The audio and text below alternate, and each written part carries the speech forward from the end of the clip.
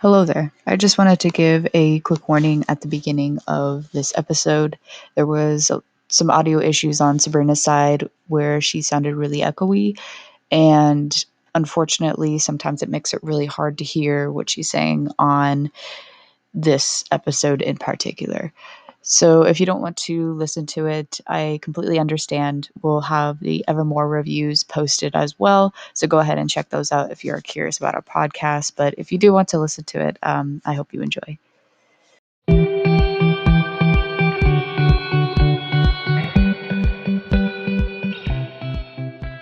Hello, my dudes. Welcome to the Fangirl Files podcast. Today we're going to be investigating Madison Sears and Sabrina Canoon. It is good to be here with y'all today. Yeah, it's a lovely day. The OG subscribers of this podcast may remember that Madison was a guest on the original podcast, which was correct. So here we are. Talked about villains, misrepresented Death Note, made some pretty big accusations that I probably don't agree with. And we both just misrepresented ourselves. Like, my portrayal of Harry Potter was just atrocious. Oh, I thought it was pretty good. I thought your love for it shone through. I feel like I could have done better, to be honest with you. But I'm I don't know, shaking that's my just head. as you always do at me because I deserve it. No, you don't. No, I really do. Trust me, I do. But now we're back. And Yeah. we decided to partner up on this podcast and rename it, and it's going to be better. And we're going to redirect the focus we're going to redirect it towards pop culture and everything in between that, because we're both a bunch of fangirls, as the title suggests. So Yes, and if you are also a fangirl or a fanboy or a fan anyone, really, it doesn't matter how you identify, we love you and we are of course, here. the YouTuber I watch says guys, gals, non-binary pals. So I love that. It's of course, yes. Oh my goodness. Okay, Very guys, inclusive. gals, and Non-binary pals. Here we go. So today we're going to start off with a little bit about Madison and I and how we met, and then we're going to talk about some fun fandom shit. So, do you want to start by introducing yourself, my guy? Of course, I'm going to give you the best college icebreaker I've ever done. All right, so hello. Beautiful. My name is Madison. I'm 21 years old. I'm a senior technically at ASU, but still going another year. And I am studying neuroscience and neurobiology. And a fun fact about myself is that I play guitar. Wonderful, Madison. It's nice to meet you. Who wants to go next? Oh, I'm just kidding. I have to go next. That's right. So, I'm Sabrina. I'm also 21 years old. And I am double majoring in English literature and journalism and mass communications and minoring in film and media production. Oh my god. I am going to She's graduate crazy. in May, so I'm in pain. Yeah, I don't know how you do it. We always have this conversation. I'm like, how? How? With no sleep and lots of Starbucks. That's how. Sponsor us, please. Starbucks, we need you. We're not. Please, Starbucks. I'm poor. I have a family I need to feed. Please. Please put us in the ASU college program anyways. Exactly. But so we met our sophomore year of college, so 2 years ago now, when we had to share a room in our apartment. And my first impression of Madison was in her roommate bio. She had talked a lot about liking Marvel and DC, which I was down for, but then said, I don't want you to make a noise. And I was like so scared. I was like, who's this random bitch? Who does she think she is? I was gonna be upset if I talk in the morning. If you breathe in my general direction, I will call housing on you. Exactly. So I was like terrified of this bitch. I didn't know what to do, but then somehow we became friends. Yeah, my first impression of you, okay? So God. I remember you were coming off the elevator to like our fourth floor room apartment, and you were like walking over to me with your hand extended and like the biggest smile on your face. And I thought to myself, this girl, she's a sorority girl. I see it. And I was like, hell no. I was like, oh shit. But You're like, not me, sir, not today. yeah, I was intimidated. I was like, oh god. And that's actually very funny because I used to be in a sorority, not anymore because fuck But you're the not at all system. you're not at all sorority girl though. You're not mean or anything like that. I appreciate that, but yeah, somehow we ended up becoming friends and things have worked out pretty well, and that's us. So fandoms? Question mark? Question mark? We're gonna start talking about our favorite fandoms now, folks. Things I like and things I hate. I think I'm going to talk more about the content than the actual fandoms because I Yeah, don't agreed. because I feel like I'm not too involved in like fandoms in general. Just because like I don't know, I don't know, I Fair. don't have time for them. I feel like, I'm and very involved. oh, Not like actively so much anymore, but I've noticed stuff especially now, but I'll get into that mm, like later. So I'll probably be more content based for most of it as well. But there's one fandom that I'm like, I know that I'm gonna be like opinionated on the fandom itself. is it Harry Potter? It is, and I'm gonna go. Well, we'll get there when we get there. Okay. All right, so I'm gonna go into a whole spiel about DC. Buckle up, Boys, we ready? Alrighty, get Let's your. go. I'm just procrastinating. No, so the thing that I love about DC content is that I love the animated universe and I love reading the comics. I just love seeing like the characters come to life and just how well written they are and just how iconic they are. And you can have like a 4-year-old be like, that's Batman, because he's just so iconic within that world. But I really don't like the movies right now. I don't like the DCEU except for maybe Wonder Woman, which it's coming out December 25th. So please watch it. We might do an episode, me and Sabrina, on it. I don't think it's we might. I think we are if it's like free to watch. Yeah. Not if it's free, but if it's like affordable. Yeah. But like, are you shocked? My question to you in like regards to Wonder Woman, are you shocked that they're putting it on HBO and not DC's streaming service? I was a little shocked to see it on HBO. I mean, I didn't really know it wasn't on the DC streaming service, but I guess it's not really a surprise because I don't feel like the DC streaming service is doing all that well. It's DC just isn't as popular as it used to be, I feel like, at least not in standards with Marvel. And I don't know if, Cinematically, I agree. I don't think it's as popular. I think the comics are definitely still just as, if not more popular, because I've heard more people talking about the comics than I do ever about the like cinematic content. Yeah. I think the animated universe though is doing pretty well.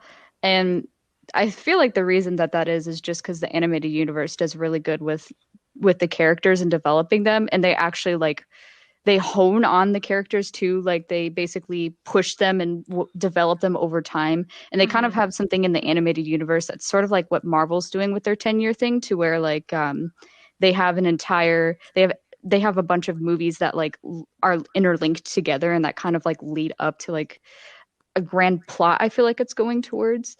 And I feel like the problem with a lot of the DC content in general with the movies is that they're more focused on the action sequences and the action scenes. Because like when I was like watching like the Justice League, it didn't feel like what I was watching when I was like a little girl, which was like the Justice League like animated series and things like that. And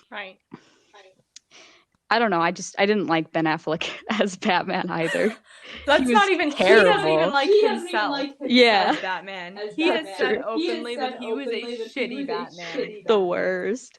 He I think Christian Bale was a solid Batman. Like, he was I've pretty seen good. only one portion of that movie with you, and from what I saw, I could see it. He was pretty good. I liked Christian Bale. He's kind of a Yeah. questionable person, but he did Bruce Wayne pretty Yeah. well.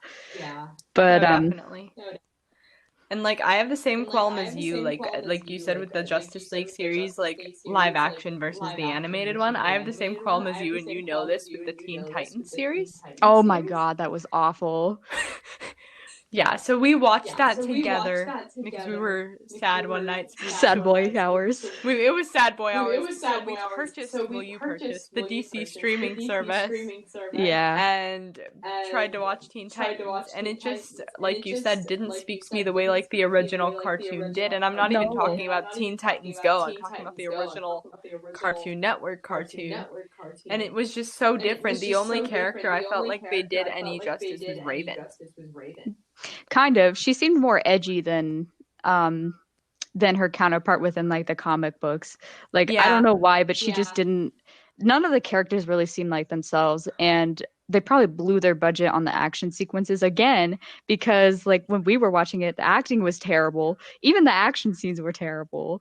And just right. like I'm trying to remember, the dialogue was honestly the worst thing I've ever seen. The plot, I was like, where is this going? The whole thing was horrendous. It just, like, it wasn't what I expected it to be at all. Mm-mm. I think it, like, I think had they characterized a little better, it might have been better. Yeah. I think personally the fact that the one thing that turned me off, I think I got through the rest of it okay. The one thing that turned me off was that they made Starfire a prostitute. Mm-hmm. And I was like, that is literally the exact opposite of who she is as a character. Like, especially in the cartoons, she's a very, like, sweet-natured alien person.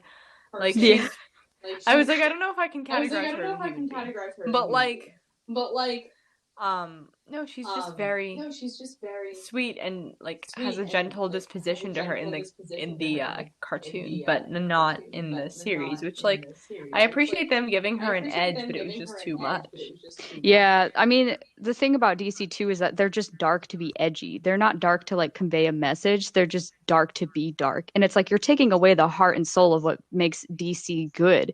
It's the reason why Right. we all love them is the characters. So by like making them like caricatures and as you said, like not characterizing them well, it's just like why should I Yeah. watch this? It's not what I grew up, it's not what I loved watching when I was younger.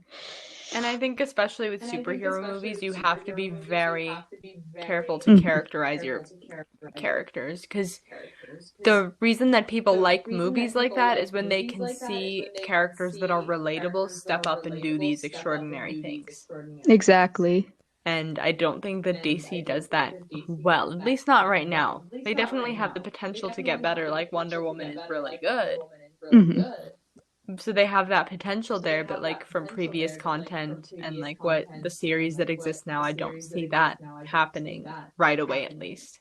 Yeah, I agree. And I think they're as you said they're starting to get better and I can think of like Shazam as was really good at putting the heart back into the DC universe because Shazam is like, he's the kid that can basically he changes into an adult but he's actually a kid. So Right. even though they kind of like bumped up like I think they bumped up Billy Batson's age um to as a kid the kid version of himself, but it was a very like fun and lighthearted movie that you could sort of like laugh at and like see how they were characterizing him and where they were going. Whereas when you look at like Batman and stuff, it's just like, oh, he's a sad boy. Like literally, it's just like they just took away everything that was good about Batman.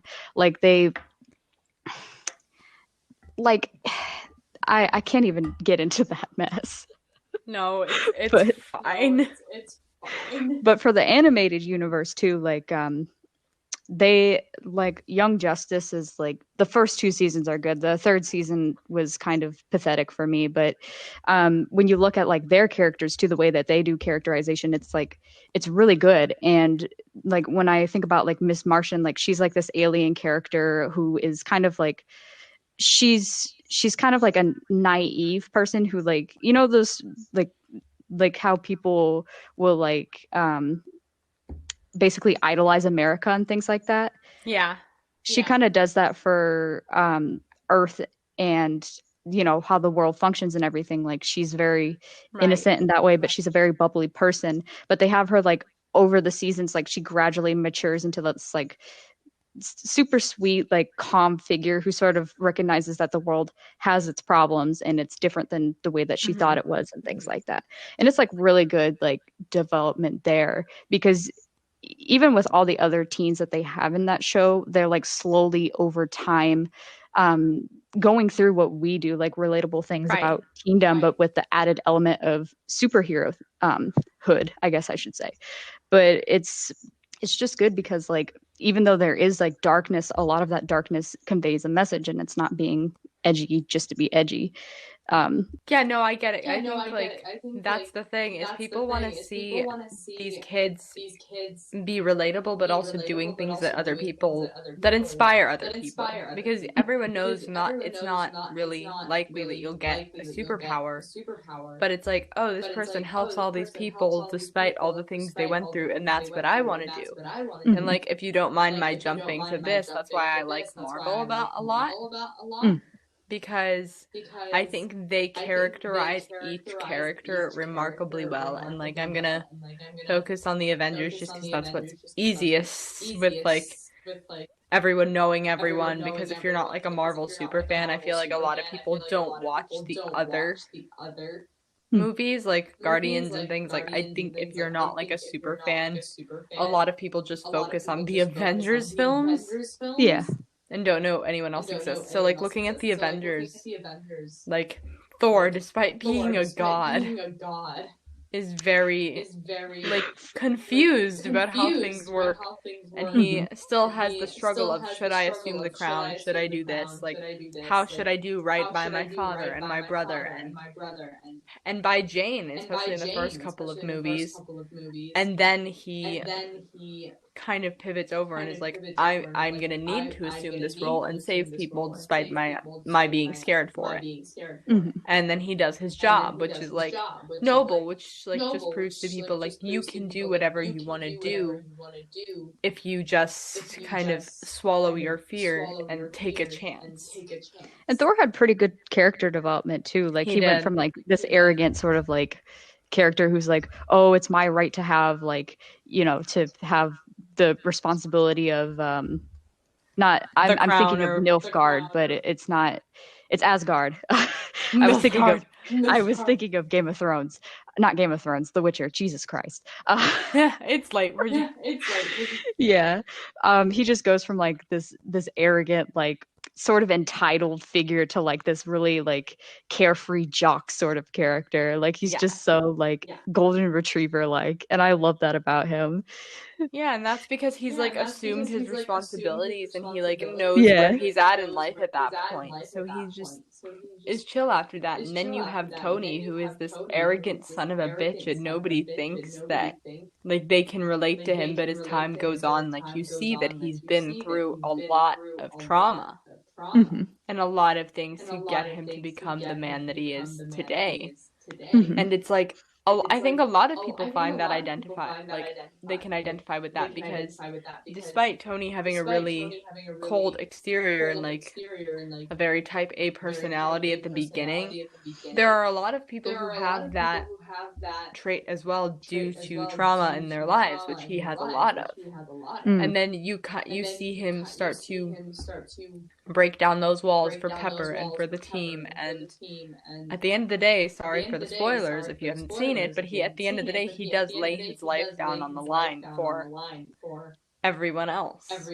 Mhm. And it's like just because somebody seems cold on the outside doesn't mean that They don't like have a that they heart of can gold on never the change. inside. Yeah. Yeah. And I'm not even gonna go into Steve because man did not change. Let's Yeah. not go into Steve. I mean, he did kind of have a little character arc It, there. but here's the thing. It was like here was everyone else's character arc, and then there was like Steve. Yeah. I can agree to that, yeah. He did go from soldier who obeys every order to no, I don't want to do the Accords because it's going to limit me to the government, and I don't trust the government and things like that, and I think it should be based on the Avengers. So he went from like goody two shoes to like rebel, but And I appreciate that, and I love yeah, everyone on here is going to be like, why are you slamming Captain America? You're in love with him. And I'm like, yes, I am in love with him. But I like love everything he stands for, but also like man's left. Like after spending all this time assimilating to this entire new world and getting his friend back and finally learning to be somewhat happy, he just throws it all away to go home to Peggy. yeah. Like, where I the didn't like that fuck either. was the arc? Yeah. It would have been, we've talked about this on the Villains podcast too, about how it would have been much more fulfilling for Steve to stay within, the present rather than the past. Yeah. Because And I that's think what a it lot was. of people can agree with you too. Yeah. I don't know. And just like, we won't get into that. That'll be a whole thing. Yeah, as you said. we could just debate that for a whole podcast. So like, We could. maybe we'll do that one day, but it doesn't have to be today. Yeah. But if you don't mind my jumping into Potter world here Go ahead. for a moment, I'm gonna go off on a little tangent and say I love everything about the series. And I mean specifically the books. I do love the movies. And I think that as far as book to movie adaptations go, and I've spent my entire week flirting about this in a class, as far as book to movie adaptations go, it comes in second to Lord of the Rings for me. Because I recently watched Lord of the Rings for the first time, and that is frame by frame as accurate as can be. Because that's a 3.5-hour movie, and I think the only reason Harry Potter was not that accurate is because Lord of the Rings was not specifically geared towards children, whereas Harry Potter was, so they shortened the movie to fit that audience. So I think for me, the books especially have a soft spot because I was talking to someone about this today, and it's not even necessarily the plot. You can have witches and wizards in this magical school, but at the end of the day, what matters is the relationships of the characters and how they help each other grow. And I think throughout the whole series, that's very consistent because you look at the Golden Trio, you look at Harry's relationship with Sirius and Remus, and his relationship with Dumbledore, and even his relationship with Snape to a certain degree challenges him to become better because he's always fighting against Snape. Mm-hmm. And then even characters who weren't that expanded on, which was like the Marauders, where you have a few chapters of like the young Marauders and kind of seeing what their lives were like. You could tell even in those brief chapters, and I'm very upset that they cut those out of the movie, that the four of them had a very strong bond in school. Because, like, that's a very brief scene in The Order of the Phoenix where you see the tail end of that chapter, not everything that led up to it. I understand why that's not in the movie, but I think, like, that relationship is, again, one of the things that makes the series so beautiful, because on all levels you have relationships, no matter what house it's pertaining to, too. You have relationships within those and within each other that are beautiful, so that series is just beautifully done from top to bottom, because it's like she took Tolkien and she took C.S. Lewis and meshed it into this magical world and created Hogwarts, and that's awesome. That's not a lot of writers' strengths. There's not a lot of writers that can do that. But I think the only complaint I have with Harry Potter in general is talk specifically, the fandom is toxic. Like, I don't know if you've been on, you don't even have TikTok, do you? I do, but I did it for research, so I haven't seen the Harry Potter TikTok. Okay, so Harry Potter TikTok can be toxic because there's a lot of audios where it's like, tell me what house I'm in, and it's a bunch of people like from the different houses saying different lines, and you have to like mouth those lines with like your personality, and people are supposed to guess. Yeah. Or like you could duet it, or you could make a video with that sound yourself. Do Do you know what I mean? So it's like an audio and it's like Fred and George talking, so that's Gryffindor. Or it's Luna talking, or it's Cedric talking, or Malfoy. And you have to, like, based on your personality, people are supposed to guess what house you're in. Mm. And, like, granted, there are people that try too hard to get a specific house. But it's also, like, there Me are trying to test for some Slytherin people. for the 100th time. Sorry. No, I think everyone has done that. I, like, took the test 4 times to make sure that I was Hufflepuff. Because I was like, that can't be right, but I was. I So tested like, Ravenclaw and I was like, this isn't right, I'm Slytherin, bitch. Like, I was so aggressive. I mean, like, at the end of the day, you know yourself, because we all embody multiple traits from all the houses.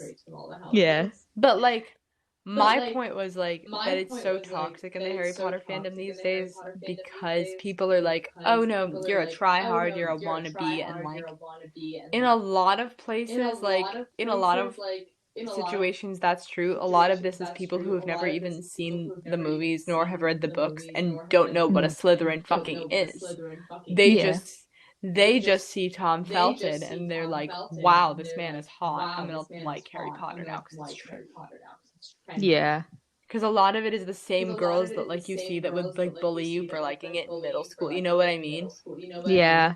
That's something that's going on with anime too. I feel like anime is on the rise and like I remember hearing about Pokemon as well. Like Pokemon in particular, like people said that they used to get bullied for having Pokemon cards on the playground and now like it's cool and trendy to have it and like people that they saw that were bullying them are now like, we love Pokemon and it's like And you're like, what the fuck, bitch? You know what I mean? yeah. Like, Yeah, and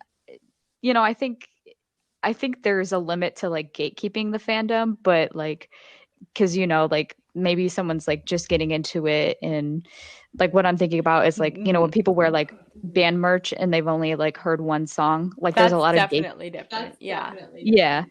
um I It's like just no, go ahead. ahead. Sorry.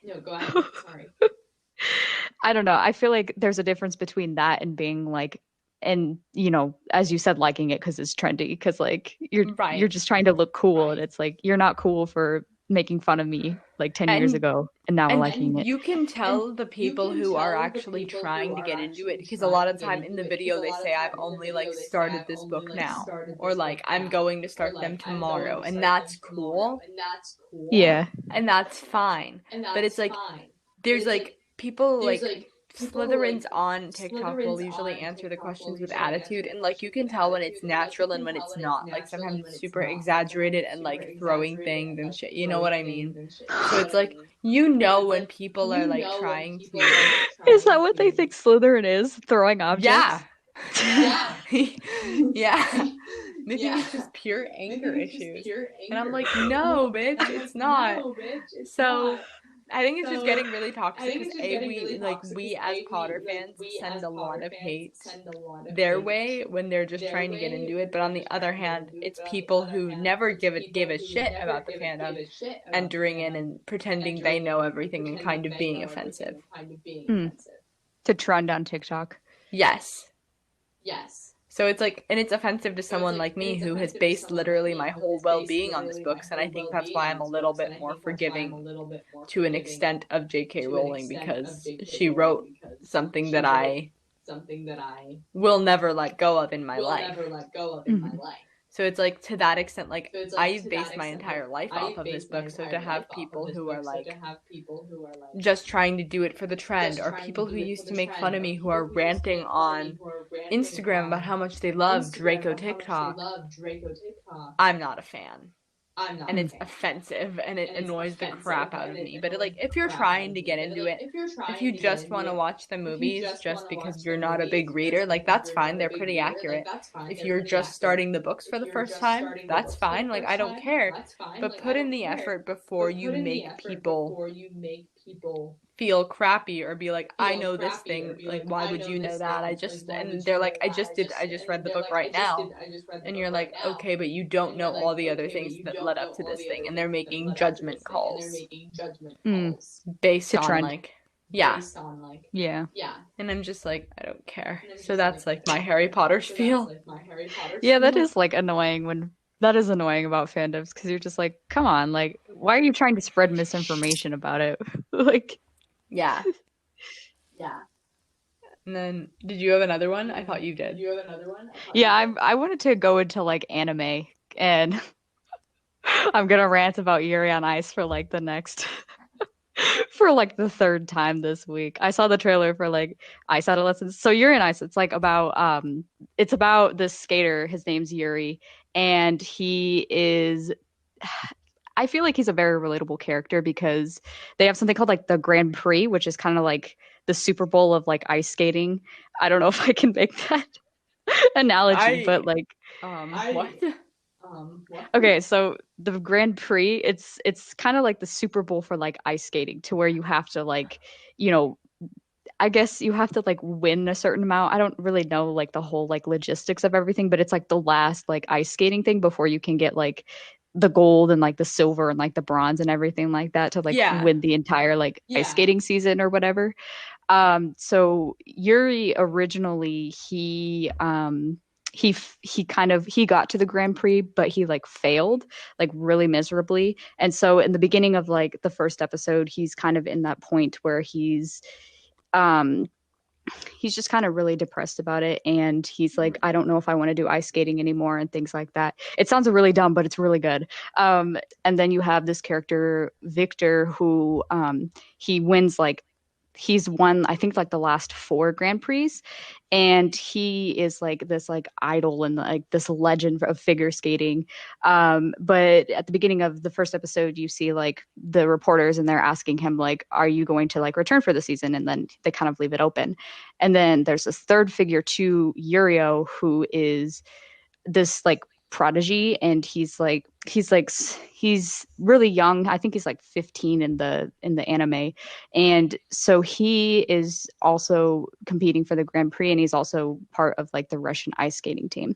And so it's like this really beautiful sort of anime to where Yuri has been like idolizing Victor all his life, and then Victor decides to be his like coach.